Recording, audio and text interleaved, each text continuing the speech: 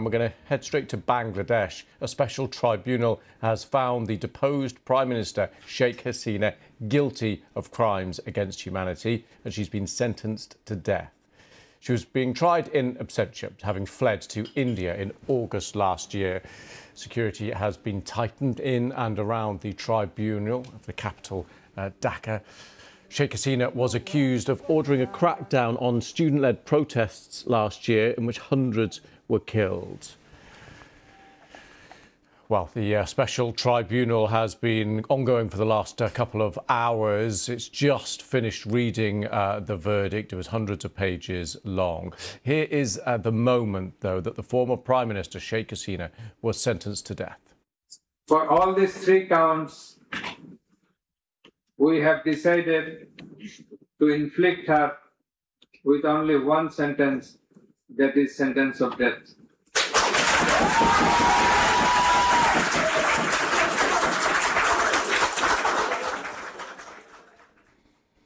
So that was the moment there of sentencing. We can cross now. We have our correspondents covering this for us in Dhaka, Arunadhay Mukherjee and Veena Gupta, who is in Delhi, where Sheikh Hasina is living in exile. First, though, let's go to Arunadhay. Just bring us right up to date. Lewis, you heard that little bit there, that clip, the moment captured when the announcement was made, or rather the verdict was read out that she has been sentenced to death. The judge essentially saying there is only one sentence, and that is death. It was met with applause within the court. And outside as well, there's been quite a lot of activity. A small group of people who had gathered over here who essentially broke out into cheers and sloganeering, saying that, yes, the guilty must be hanged. Over here, it's a bit of a chaotic scene, as you can imagine, because the verdict has just come out. People are coming out of the court complex, being greeted by a lot of media. There will be lawyers who will be coming out. There are also the public who's gathered here. But because this is the court complex, not so many people have been allowed inside. There is a larger gathering outside who I can actually hear as I speak to you, who've been sloganeering and essentially chanting ever since that verdict came out. As we've been reporting since this morning, Lewis, this has been a very emotive trial. This has been a very sensitive case, not just because of who was being tried for crimes against humanity, but just the manner in which the violence and the police crackdown played out last year, which led to Sheikh Hasina, a prime minister for 15 years in Bangladesh, fleeing to another country, abandoning her position as prime minister. So also the court today, while reading out that verdict, detailed the extent of the police atrocities, talked about case-to-case situations about how it all played out in Dhaka last year, after which they did go ahead and pronounce the verdict. Essentially, they were looking at a few criteria when they were looking at the charges under which she was being tried. One, of course, the failure to protect the protesters from the police crackdown, also inciting the violence through speeches, and most importantly, the sanction or approval of the use of lethal force against these protesters. Under these sort of allegations, under these charges, is what Sheikh Hasina was found guilty under, and also she was awarded the death penalty. She, along with her former interior minister, have been sentenced to death. Both of them significantly not part of this trial in that sense, because they're not here. They've been tried in absentia. And the judge also made an interesting observation, saying that the fact that they're not here, the fact that they're absconding, also essentially illustrates their views, which has also been taken into account, the fact that they did not attend the trial. But the only person who was present, Lewis, was the former police chief who was here. The judge seemed to take a more lenient stand on him. We're just waiting for a final confirmation on what the sentencing was for the police chief, who was the only person who was standing trial, who was actually present here in court. We'll get you that confirmation in just a short while from now. But that's the very latest that is coming out from the court premises. As I've been talking, more crowds I can see have gathered over here. There is a sense of, there of course, a lot of the people are members of the media here, but there are also families who had arrived here who, lost people during the protests. You also have a lot of the student leaders and students who had participated in this protest last year.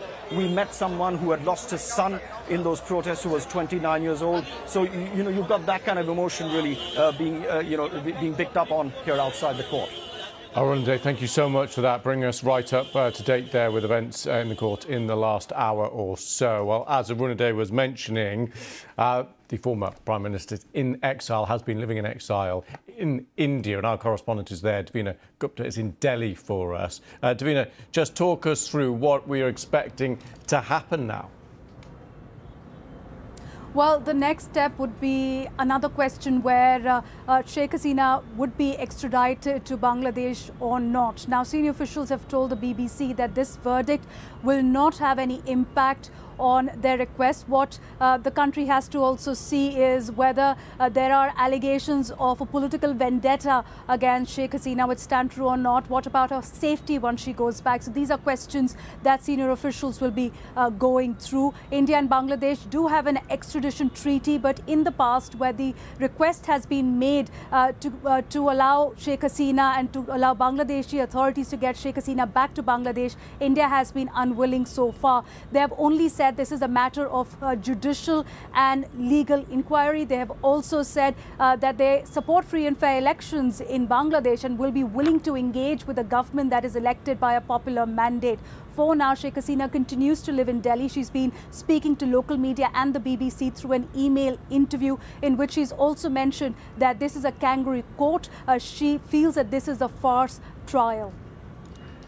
And so just giving a sense of you outlined there the kind of differences in the political decisions, the legal status, and just remind us, you started to mention it there, that the opinion of Sheikh Hasina in her case is that the criminal proceedings aren't valid in and of themselves in Bangladesh. Is that right? Well, what she's been saying is that this is a court which is set up for a political vendetta. She's not represented directly. There's a lawyer which was chosen by the state by her opponents. So essentially, she has made it clear that she doesn't believe in these proceedings through various email interviews. Now, one must also see that this is a special tribunal, or the International Court of Tribunal, which was set up by her government way back in 2009 to prosecute those that they believed were guilty of crimes because of the war against Pakistan, which is called the Liberation War in Bangladesh in 1971, when Bangladesh was carved out and gained freedom.